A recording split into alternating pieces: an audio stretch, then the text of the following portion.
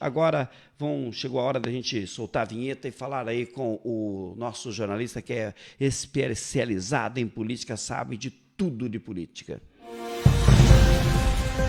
E agora, no programa Café com Bala.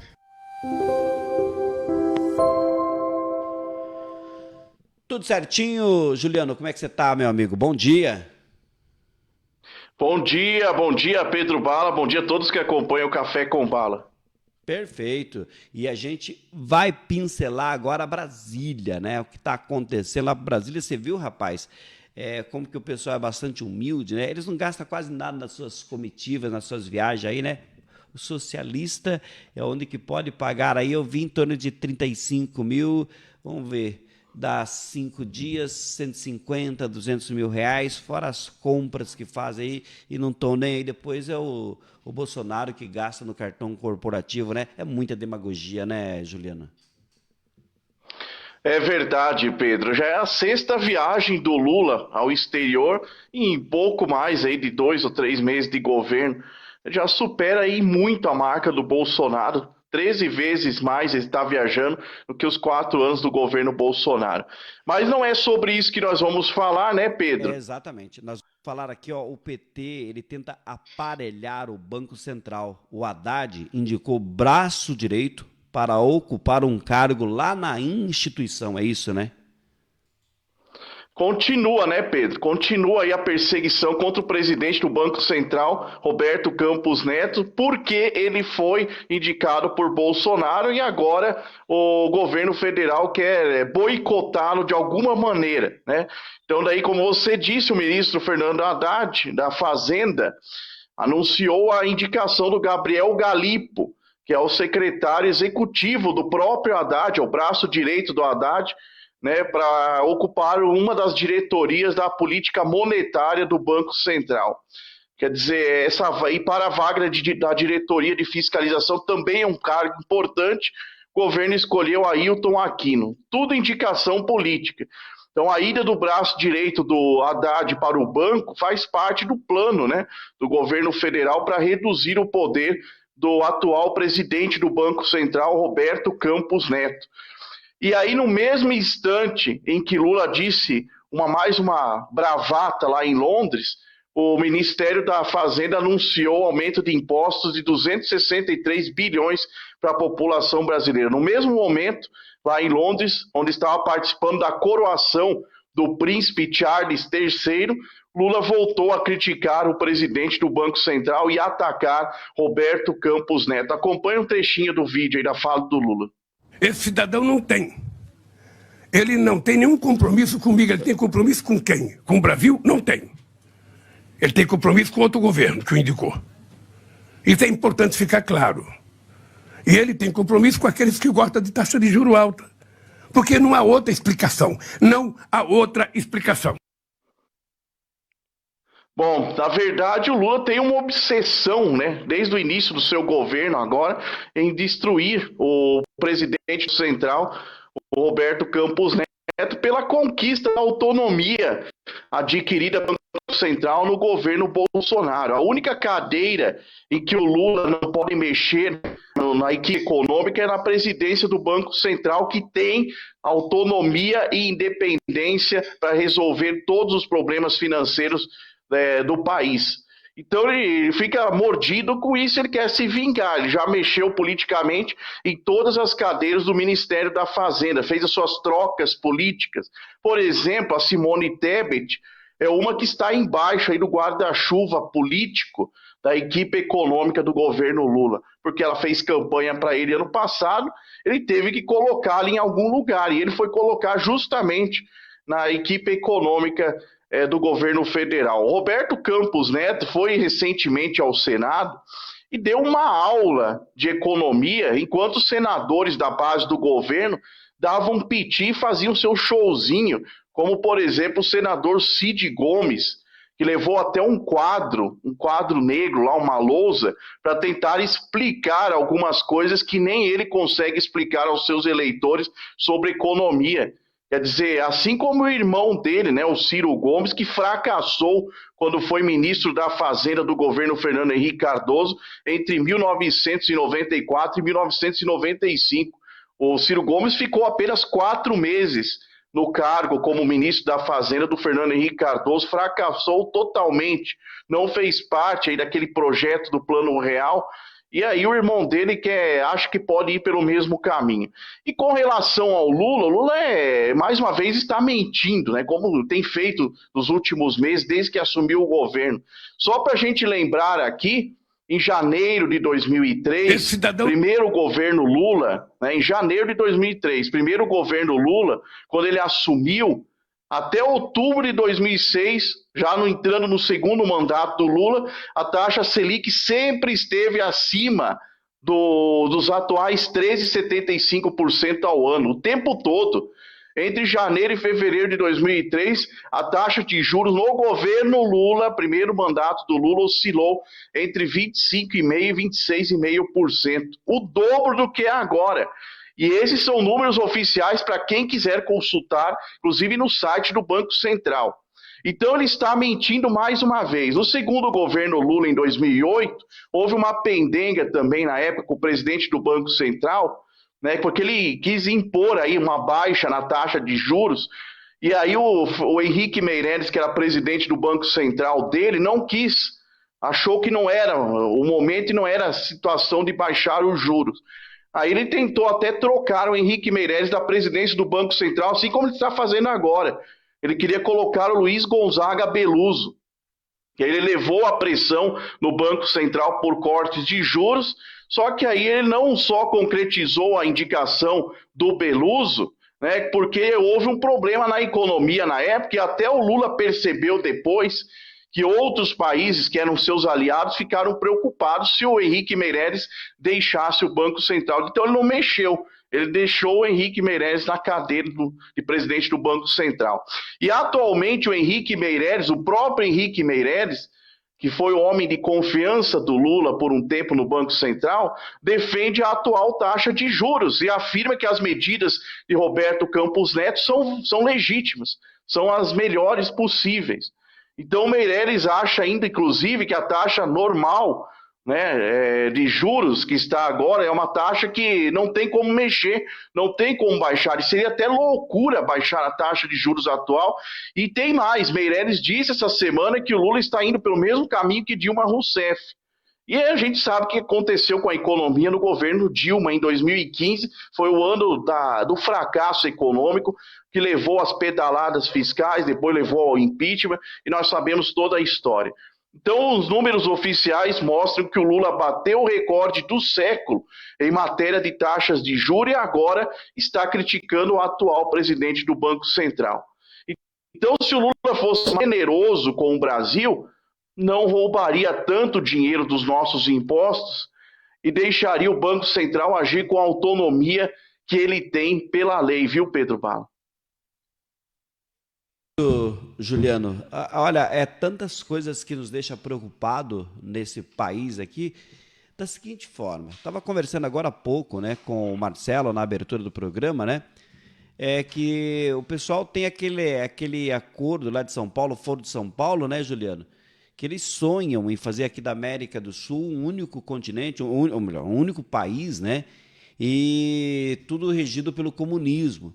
Aí eu fico preocupado porque a Venezuela, que é um dos países, poderia ser uma potência mundial, porque tem muito petróleo, você fica sabendo, né? Você observa aí os países da Arábia aí que tem o petróleo e não tem absolutamente nada de vegetação, e eles vão lá e estão construindo tudo, né? Fazendo seus... Inclusive já pensando no fim do petróleo, e preparando seus países para serem países turísticos, a Venezuela contramão de tudo isso. Hoje, a Venezuela, que poderia ser um dos maiores fornecedores de petróleos do mundo, a gasolina na Venezuela é mais barata, mas ninguém quer, porque a qualidade da gasolina na Venezuela praticamente não dá para usar a gasolina da Venezuela. O pessoal da fronteira prefere vir até o Brasil e pagar aí 4 vezes mais caro na gasolina do que utilizar a gasolina deles. E você vê, tem uma média de 400 pessoas por dia que fogem da Venezuela. Aí você fica preocupado, né? Imagina, né? O nosso país continental, aí um país onde que tudo que você planta consegue colher, é um país maravilhoso. De repente, por causa de caprichos de um ou outro aí, deixar a nossa economia ir para o buraco é muito preocupante. Você não se preocupa com isso também, não, Juliano? Com certeza, né, Pedro? É o que é o jeito da esquerda e tanto é que você falou na Venezuela, antes de 1999, que foi quando Hugo Chávez concorreu pela primeira vez à presidência da Venezuela, depois foi eleito em cima de um monte de mentiras. Realmente, a Venezuela é um dos países mais ricos da América Latina, na produção e exportação de petróleo. Tinha uma economia invejável antes de 99. Aí chegou quem? Hugo Chávez. Ele virou o ditador da Venezuela por 15 anos, aí assume Nicolás Maduro, e está aí a situação até hoje. E nós aqui no Brasil conseguimos estabilizar a nossa economia através do Plano Real, com Fernando Henrique Cardoso, em 1994, também nos anos 90. O Lula pegou já o país estabilizado monetariamente.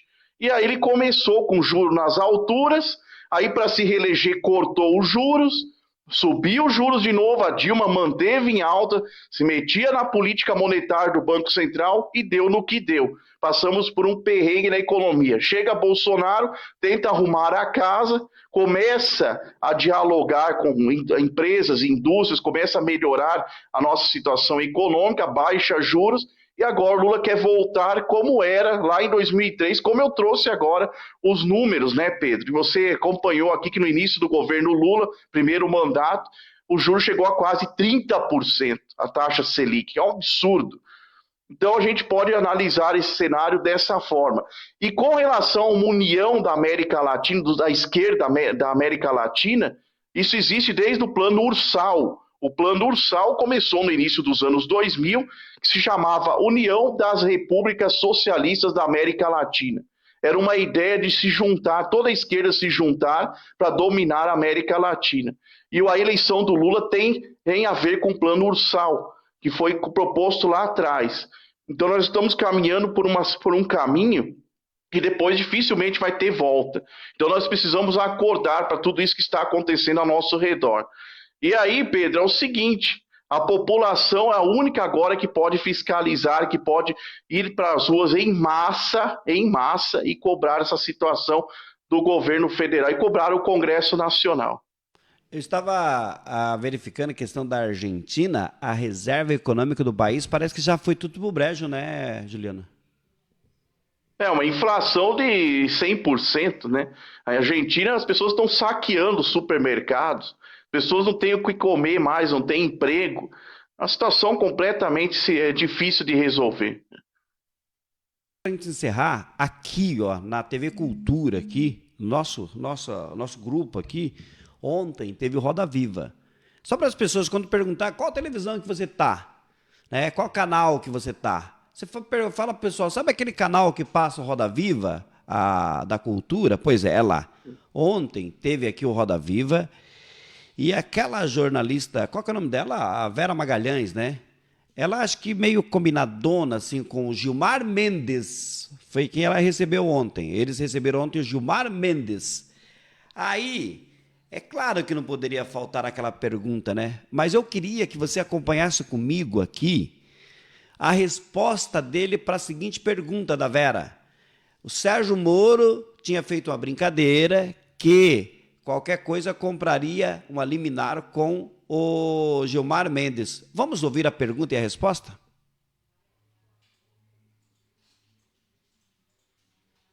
O episódio do seu entreveiro com o senador Sérgio Moro foi um vídeo dele, em tom jocoso, brincando sobre venda de habeas corpus por parte do senhor. Isso gerou uma denúncia da PGR e ele vai responder por ela.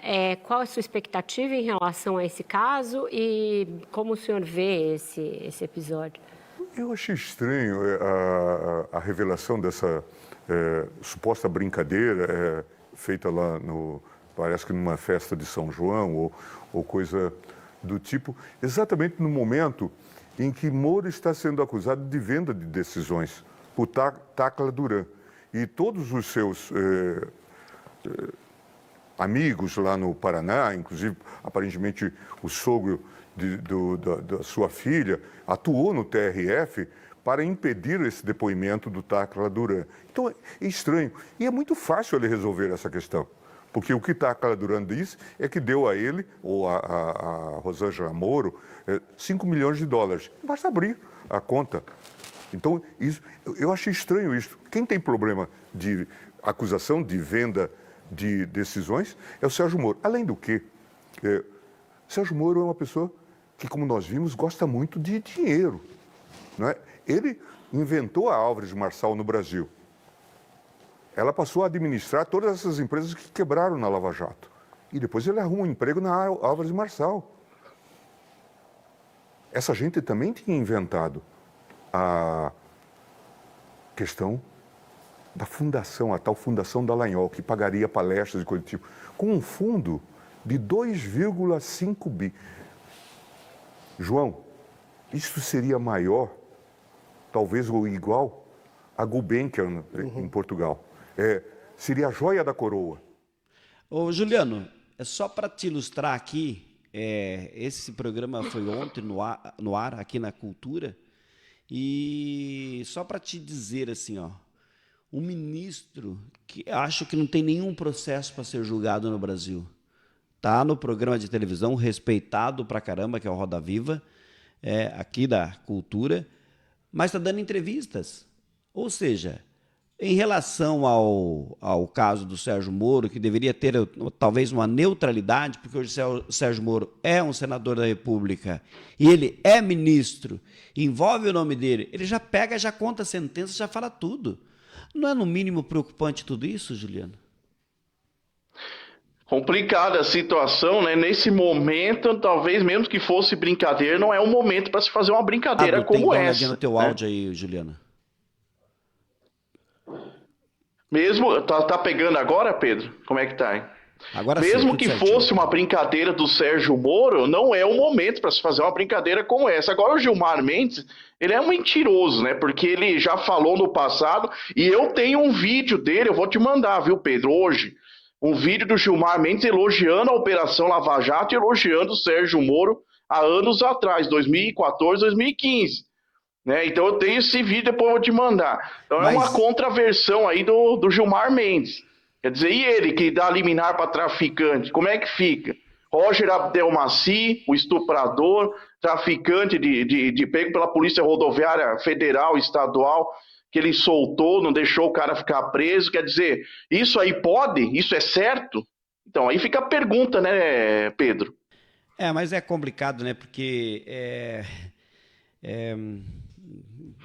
essas situações aí, é só Deus para ter piedade da gente, viu, Juliano?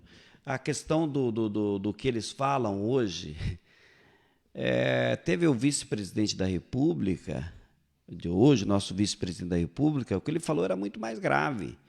Ele falou assim que na campanha, falou que o Lula queria voltar à cena do crime, só que o vice-governador, o vice-presidente da República, ele só aceitava que o Lula voltasse à cena do crime se ele pudesse estar junto com ele. Então, essas são umas falas aí que é bem para boi dormir, né?